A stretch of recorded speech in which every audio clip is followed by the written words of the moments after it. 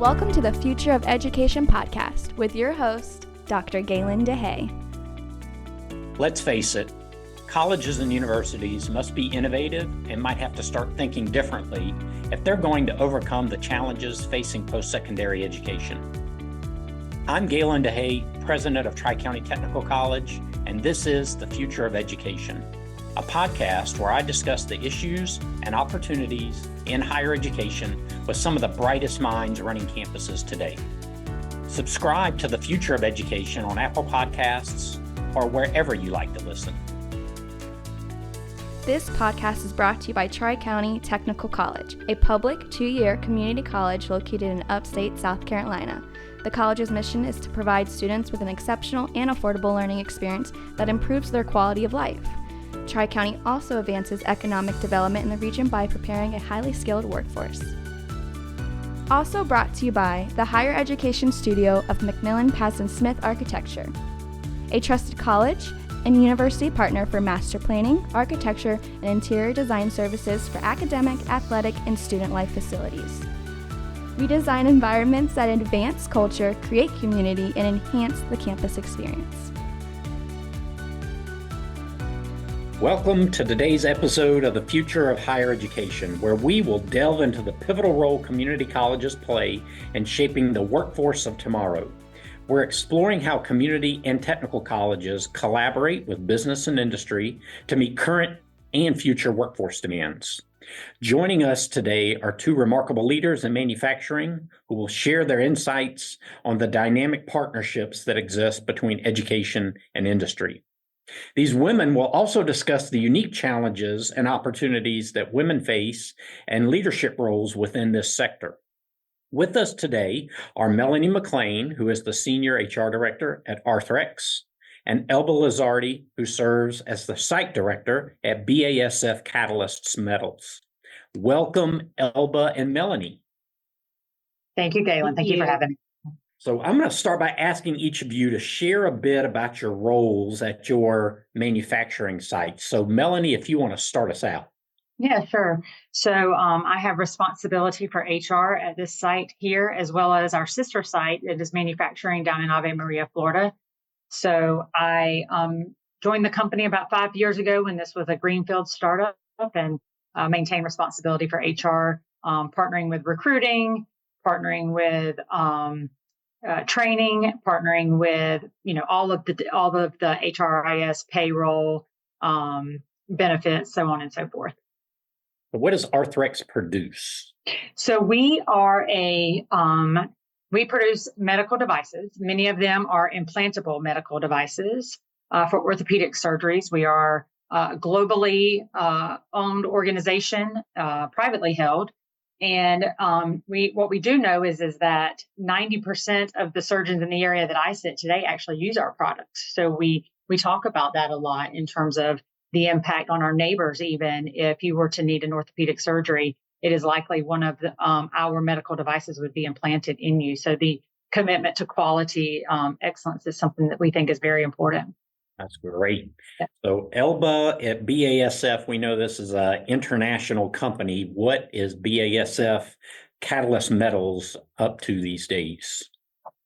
So here in Seneca, which is where I am the site director, we have about 500 employees. Our primary focus here at Seneca site is around precious metal recycling and making new precious metals. So we're mostly focused on platinum, palladium, and rhodium. We're bringing them in various different forms, putting them through a refining process to get back to pure platinum, palladium, and rhodium, and then using that to make new precious metal chemicals that are used in a lot of different industries, including our sister plant in Huntsville, Alabama, which makes new catalysts for cars. I've been at the site for about 5 years, responsible for all operations that exist at this site and certainly making sure that we're also a good neighbor in our community. Yeah, interesting. Both of you have been in your roles in both of these companies for 5 years, and the type of changes that you've seen over that time are some things we're going to definitely explore here together. So how are you or how are your companies involved in workforce development in this region? Yeah, sure. I can start. I think a couple of easy ones are, we sit on advisory boards for the technical college, as well as some of our career centers. We open up our facility for tours for students at the high school level, at the college level. But one of the things I'm proudest about really is our apprenticeship program. So we have an apprenticeship program where students have the opportunity to go to school and work, right? So they can work for us making, and they're paid. It's a paid apprenticeship program all the way down to the age of 16, and then hopefully long-term become employed with us. So that's one of the greater accomplishments I think that we've had. Great. And Elba with BASF? Yeah, very similar to what she just described. I mean, certainly our program is with you, with Tri-County. We started working on it in 2020. I think it took us almost a year to get it where it needed to be, but really a true collaboration between us, Apprenticeship Carolina, and Tri-County to develop something, not just back then in 21, but throughout the years into something that works well for us. I think, the biggest accomplishment I always say about our program is that we have changed it every year, and every year is gotten better and more applicable to what we truly do at our site, making these apprentices more, I would guess people are clamoring to have an apprentice in their area, right? Where we started I don't want an apprentice. It is now, can I get more apprentices? And the biggest thing for us, though, is also it has met our needs. So we started with a huge deficit in terms of workforce, not being able to attract enough people. We only hired those with experience. So this was an untapped resource. Our apprentice program is specifically for people without experience. And we've gotten to the point where we have filled our need, and we're using our apprentice program just to deal with our turnover, just our regular turnover that we have on a yearly basis. So it has proved to be very successful. And some of our current new leaders are actually coming from our first few apprentice classes. So we're also seeing them develop into very good employees that last at the site. That's really a couple of amazing outcomes. One is that with that partnership, you're getting your workforce needs met. And we hardly ever hear that these days with the challenges in meeting workforce needs that we'll talk about next. But both of you mentioned the customization that happens with these offerings that help meet workforce development needs. Any additional thoughts you might have about the importance of customizing those programs to meet the needs of your unique companies? Yeah, I mean, I think for us, one of the things that we struggled with prior to this was a lot of turnover because you're not always able to successfully ensure they understand what they're getting themselves into, right? Through our apprentice program, we're making it clear, like, look, you're walking into manufacturing, we're going to teach you, but understand this is manufacturing. This is, it's when it's cold outside, it's cold in the plant. When it's hot outside, it's hot in the plant. You're going to be getting dirty. You're going to do this. So we do a lot of work ahead of hiring, but then throughout to give them the skill sets to be successful. We have seen increased retention rates with our apprentice class. And as I said, we've also seen them go into leadership roles much faster than people coming from the outside. So I do believe we are providing a lot of that groundwork that's going to make them more successful and longer term employees that, to the point where we've said, is this the way we need to hire all? And how do we make that happen? Now we're still in that struggle to understand, can we make it work? Because our goal is to retain more and to have better leaders and more, successful employees. So now that will probably be our challenge over the next few years is, could we make this our only hiring practice, having something a little different, right? Something that would be for people with experience, but people that we then need to assimilate to our way of working. Yeah. That concept of a manufacturing mindset, something we hear a good bit about, the individuals who are either coming into manufacturing for the first time ever or changing from another sector into manufacturing. It's a major barrier. So it's good to hear that we have programs that are considering that and not just the actual technical skills. It's all of those things that help them to be successful. So let's talk a little bit about challenges. What are some of the biggest challenges facing advanced manufacturing today, and how might community and technical colleges help address those? I personally think one of the biggest challenges is pace. I know that we've been having this ongoing conversation just about pace. Business and industry has gotten really good at continuous improvement. We've had to. In fact, when we went through the pandemic, it taught us a lot about ourselves and how flexible and agile we can be, and how innovative we can be. So I think that is one of the challenges that we really have, is just the pace that we're continuing to operate with that. So I think one of the biggest ways we can partner with the colleges is to help people understand how to problem solve, how to help people be agile, right? How does teamwork look, and flexibility? Not only are you going to be doing some of the technical things like you said, but you also have to be a team player that can commit to solving problems, right? Not just identifying them. So I think that's a big partnership. Elba, you have additional thoughts? Yeah, I mean, I think for us, I mentioned kind of how do we take our current apprentice program and do something different. So for example, we've talked a lot about on the maintenance side, right? Can we somehow copy paste that and create kind of along the lines of what Melanie said, right? We need to keep up with the pace of change, but also with new technology that our current people aren't necessarily skilled at. We recognize with the Hamilton Career Center right next door to you guys, can we do something that combines the two? So we're getting them at a younger age on the maintenance side and teaching them certain skills at Hamilton, teaching them additional skills at Tri-County, and then bringing them in and ready to go. Because again, we are saying you need to be a trained mechanic to come work here, but a trained mechanic is not trained on what BASF does. They're trained on a car, they're trained on HVAC, so there is absolutely this learning curve every time we bring a new maintenance person into our site. And can we address that issue with a similar type of apprentice program to get more skilled people in here?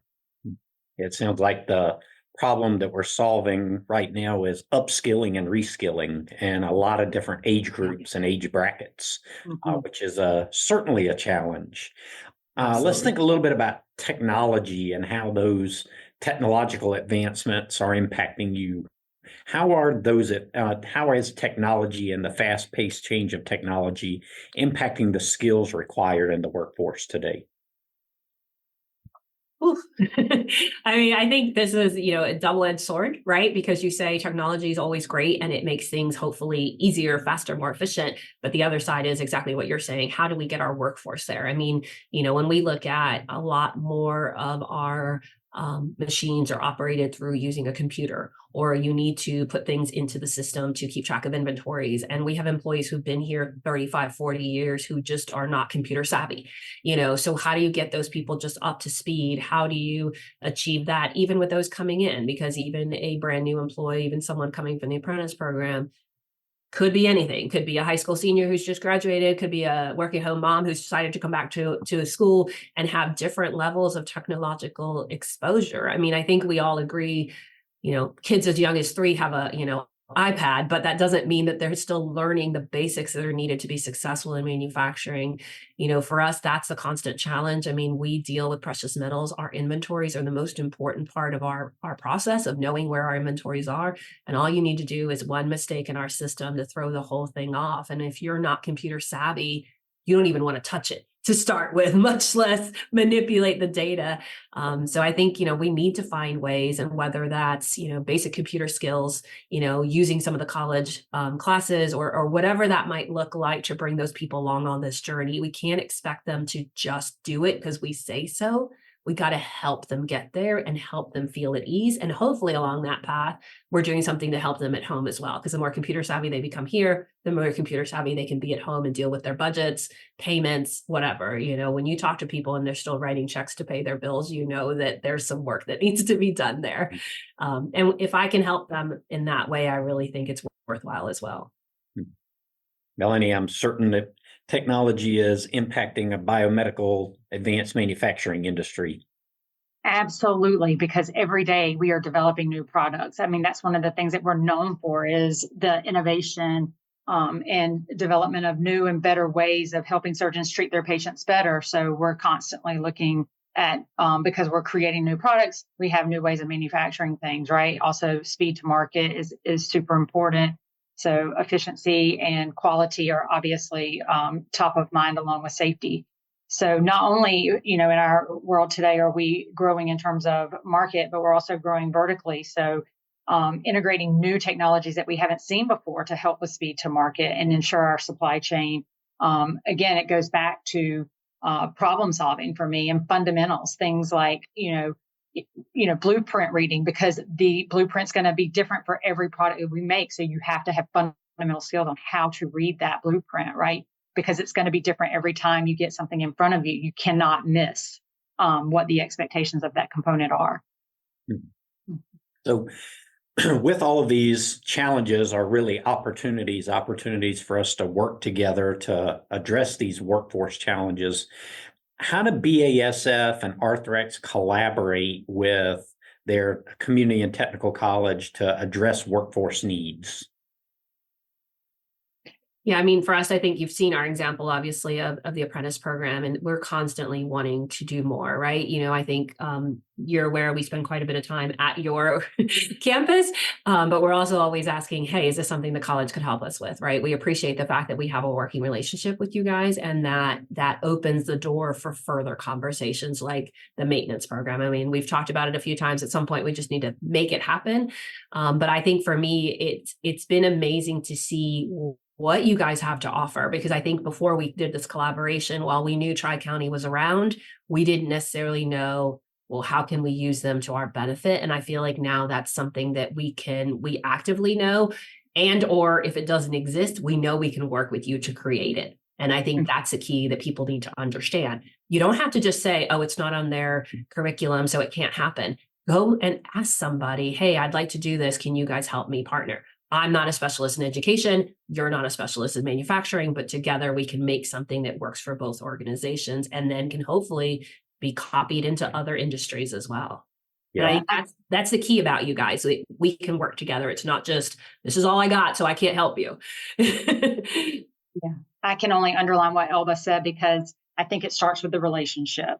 I have had someone from a career center or Tri-County Tech in my facility at least, once a month, if not twice a month, where we are actively pursuing the relationship.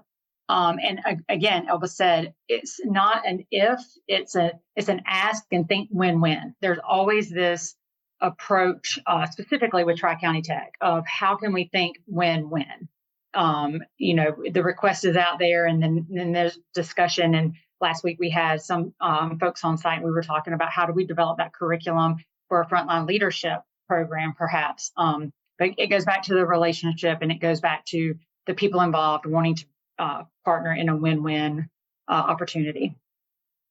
So I want to delve into this a little bit for those who are listening, who are trying to figure out, how do I even get started with doing something like this with their local business or industry? Can you take us through, with one example, each of you, what did it take to actually form that partnership? What did it look like on your end from the industry side of things? Yeah, I mean, I think for us, it really started with, okay, let's call Tri-County, right? You are our local college. We had gotten some examples from other sites across the US. So we weren't dealing with just zero, right? We had a basic curriculum and some guidance from people who'd done this elsewhere. And then we're able to just start having that conversation. I mean, really, it is as simple as pick up the phone and call the contact and say, hey, we'd like to do this. Who do we need to talk to? From there, it was a lot of hard work, because then it was trying to figure out what is the grants that exist within the state, right? Who are the people we need to talk to at that level? And certainly you guys had those connections as well, which was helpful. But I think it really just starts with that first conversation of saying, I want to do this. And then what do I have, right? I have this much, or I have nothing, and really just developing what works. And like I say, the program that we started in 21 looks nothing like the program we have today. So we really have taken the time to not only create something, but continually take the feedback from our apprentices, from the supervisors of those apprentices, from our leadership team, to say, well, what if we taught them this? So what if we did this? And on your side as well, hey, I think there's some value in this, and change to your curriculum. So, I think anyone who wants to do this, whether you have a basic curriculum or you don't, it's just making that first phone call and trying to understand, where do we go from here, and how can we each help each other to develop what needs to happen. Yeah, for us here at Arthrex, because we were a new facility to the area and building, that came along with a partnership with Ready SC, which is embedded into the technical college system. So I think that just matured from the Ready SC availability, outreach to us on, hey, how can we help you get started? And oftentimes that comes from an angle of training, and those conversations, because it's within the technical college system, evolve to, okay, how can we be more specific in that training? So for us here at Arthrex, I think that's how it evolved. Yeah, I think both of you hear a common theme of once you make that initial connection, it's the relationship and the evolution of that relationship that helps you to uncover new ways that we can work together to create value. And I think a lot of institutions or even advanced manufacturing sites are looking for some big magical silver bullet when it's really a lot of small steps that make these partnerships really work well for each of the organizations to help students. So that's great insight. So with those partnerships that you formed, I'm curious now if you might be able to share any success stories of those graduates or completers who have excelled in your companies. Like, what does success look like for those who have completed some of these programs or offerings? Yeah, for me, I have to take this opportunity to talk about one of our youth apprentices. So not only a youth apprentice who started with us, but also a female that was in CNC manufacturing who started with us as a student. She was going back and forth between Tri-County Tech and Arthrex. She has advanced not only in her high school diploma, but in her degree from Tri-County. Went from a operator to a technician and now a programmer in our organization. So I definitely think Brady is a great success story. She's an example of women in manufacturing.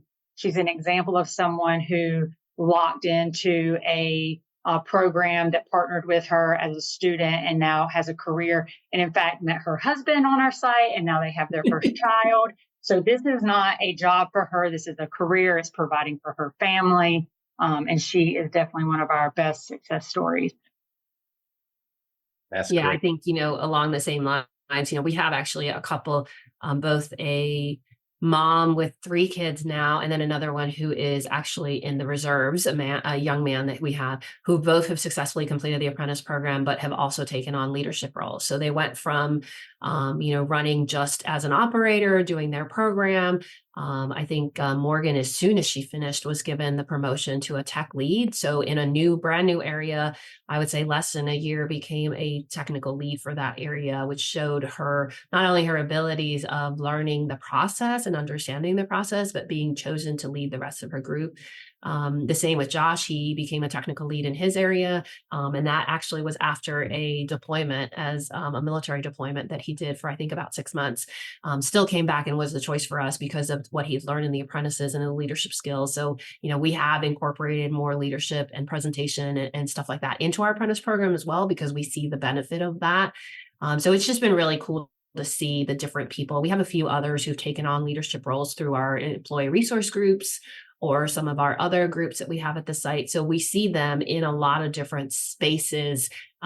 Not being afraid to speak up, I guess, is the key, right? They're learning how to communicate. They're learning how to lead. They're learning how to organize and take control of an area or situation. And that's just key. I think, Melanie, you talked about problem solving. Like, that's important. They need, and that's part of their curriculum now, right? Is they have to solve problems. They do a project, and we do all that to prepare them and hope, again, that they are future leaders, because we like to say, this is a career. This is not a job. We want you to join us and retire in 30 years, 40 years, whatever that might be, and work your way up. If you want to be an operator forever, you can be, but the success stories are those people who started as an operator and retire as a manager. I mean, that to us is a success story, and we hope that every apprentice gets there, and we want to continue to make that happen if we can. So as an employer, you mentioned a number of things I want to poke at a little bit. As advanced manufacturing employers, you are providing students who have completed programs not just an opportunity for that first start in a career, but you both alluded to career pathways. Could you talk a little bit more about what advanced manufacturing looks like these days related to those individuals who are coming out of a community or technical college, and what opportunities they have for a career? Yeah. I mean, I think that the first thing I would say is they can continue to do their education if they want to. So we do have a tuition assistance program, and we do have, I would say, 2 or 3 of our apprentices who are actually continuing their education, whether into engineering, into EHS, into a field that they have seen as part of being here, right? And our goal through that is that as they continue down that education path, we move them into a role that will be more aligned to whatever it is they are studying, right? We want to ensure that every employee, when I say it's a career, you have a lot of opportunities for yourself to grow, but you have to take charge of those responsibilities. I'm not the one taking you to school and asking you to take classes. You need to say, I want to do tuition assistance. How do I fill out the forms? We'll help you fill out the forms, right? But we can't help you study, and along those lines, it's here's a job. You're the one who needs to apply to it. You're the one who needs to, if somebody comes and says, can you help me with your resume? We will help you with your resume, but we're not going to write your resume for you, right? So, but we will provide all the support anyone needs to continue to progress within our organization. But as we say, you are responsible for your development. You have to take ownership for it. You have to make a decision about it, and you have to carry through. It is not I didn't get that job because you didn't tell me about it. No, you need to be actively looking at what are the jobs that are available. How do I prepare myself? How do I sell myself? But I think the opportunity exists for every single person to be successful if they want to be, right? If they take that ownership and responsibility and carry through on whatever commitments they make to themselves. Yeah.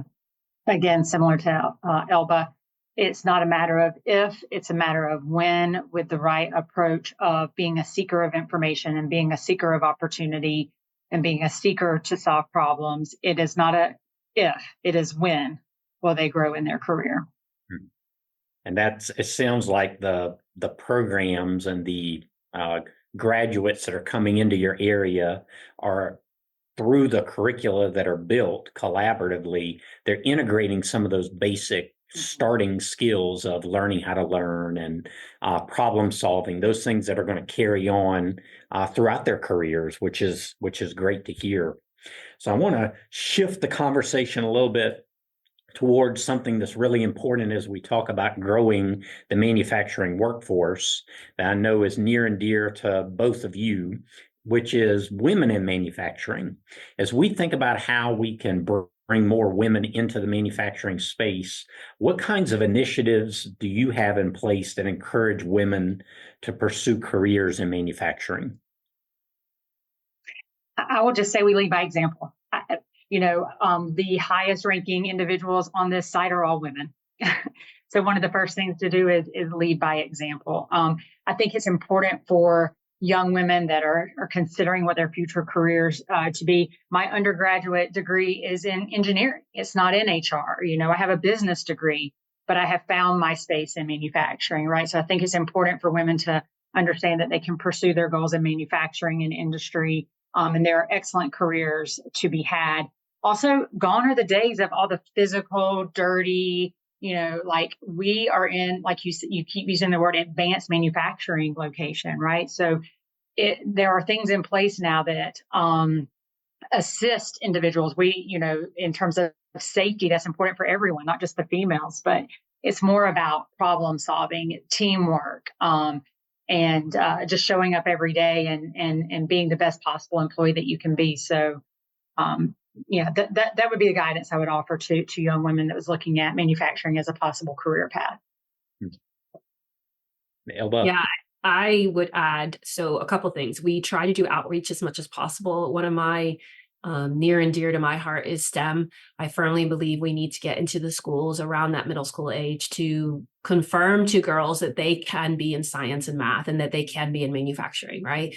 So we try as much as possible. We do partner with the Oconee County Sheriff's Department or Foundation, they do a 1 week Girls Empower camp, and we've done STEM activities there. We're always looking for opportunities for that. But then outside of that, it's really, sometimes also making sure as we're trying to hire that we are using some of our internal resources. So for example, we have a Women in BASF employee resource group that is to provide support within the site, right? And help the women who are here be successful. Within BASF, we actually partner with the Women in Manufacturing organization. They're a national organization focused on women in manufacturing.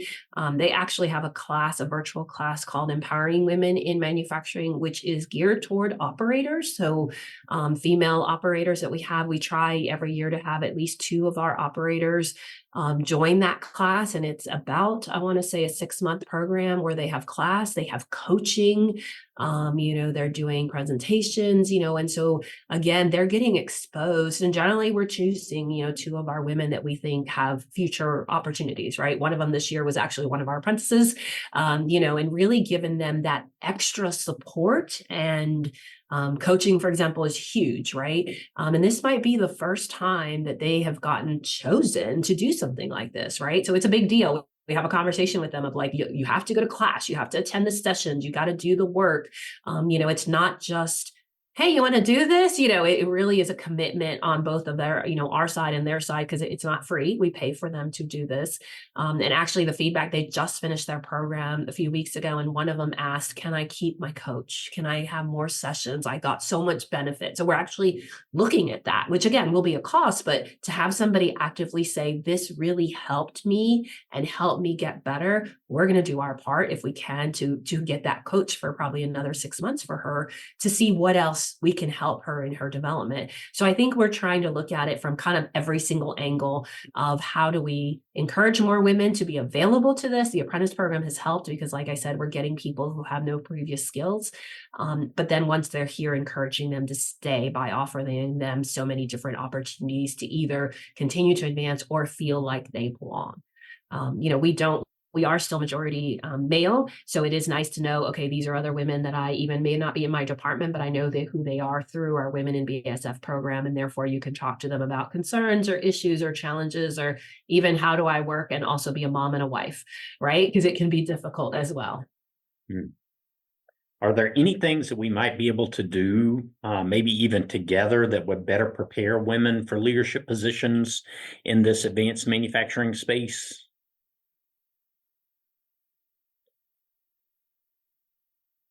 I think in some cases it could also be, what's the challenges, right? One of the things we've talked about, for example, we are 24/7. How do you help a single mom with daycare at night?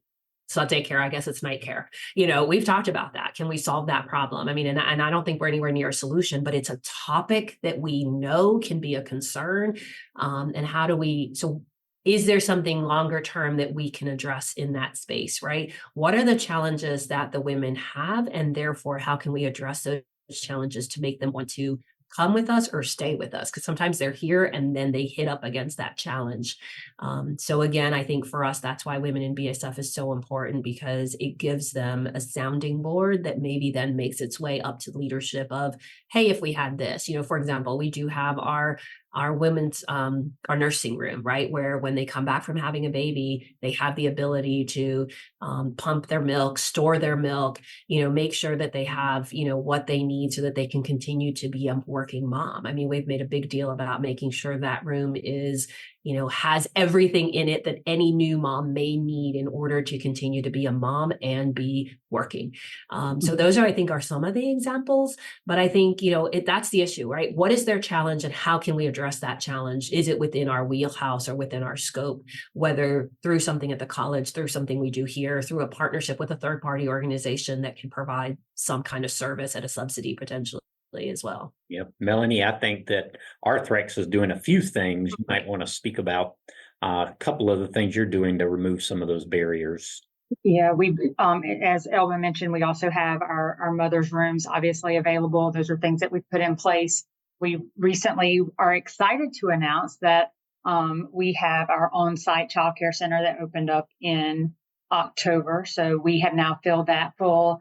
We're about 55% capacity and continuing to grow that. Right now it is available for our first shift and not our evening shift as of now.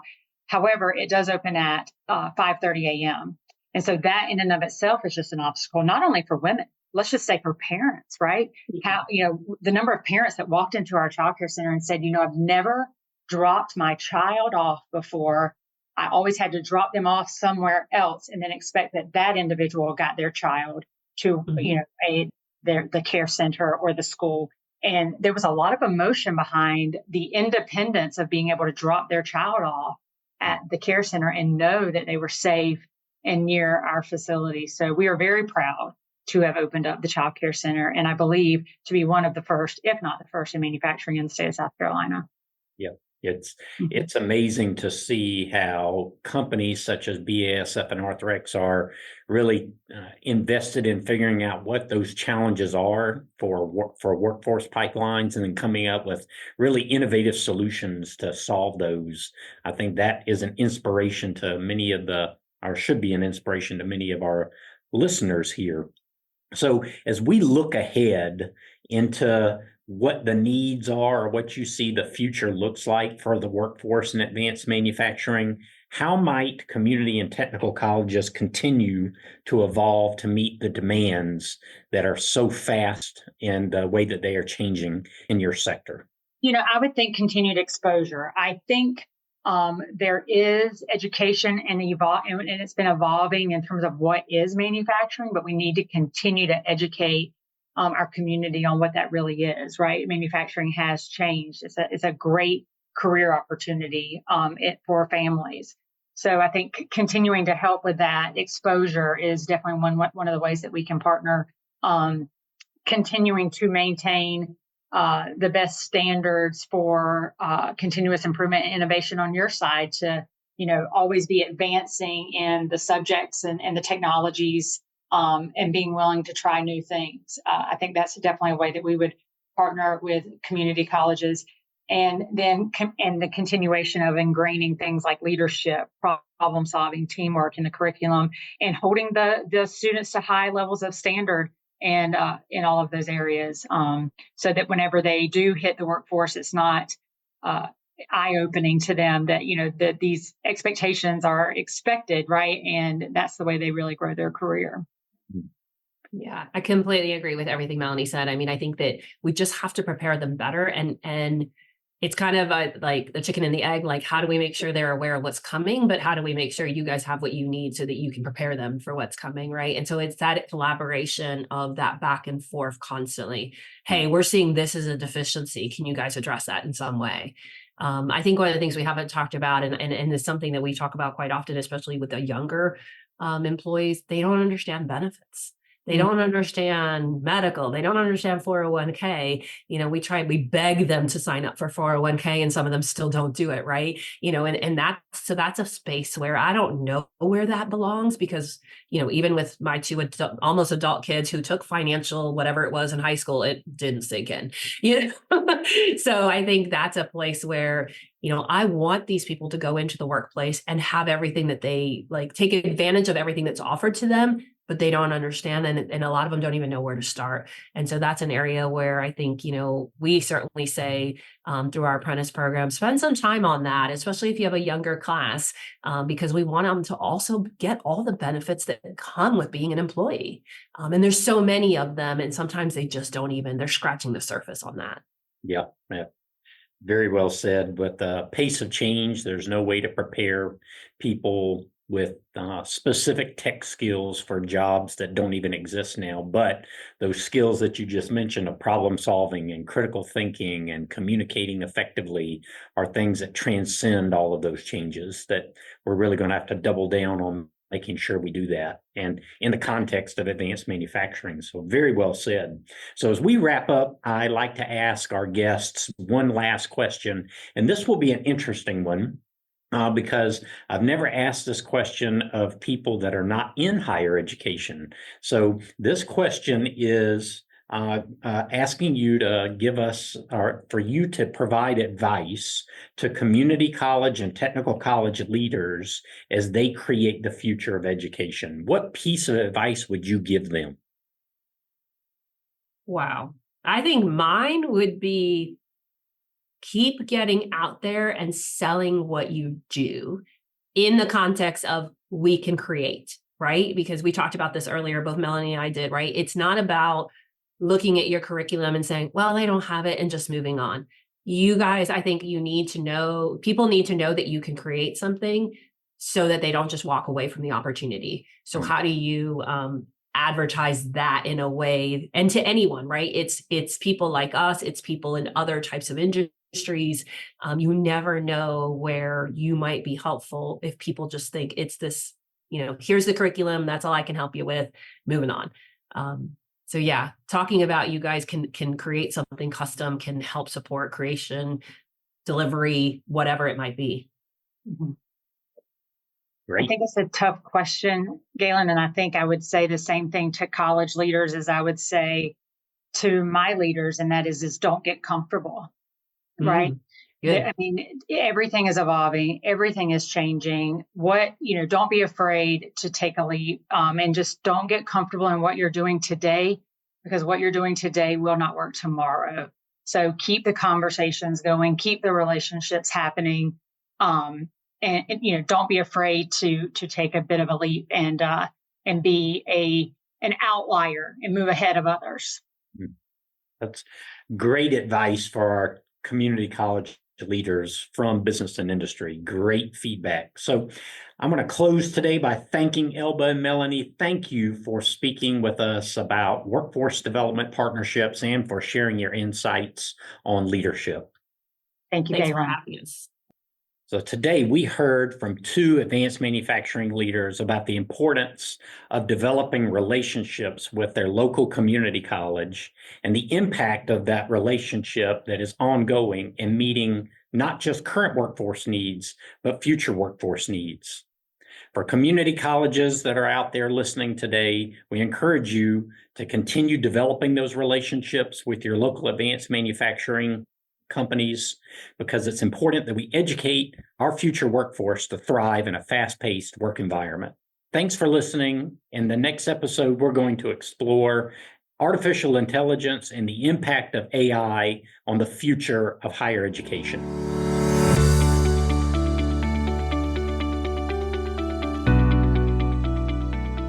Thanks for joining us on the Future of Education.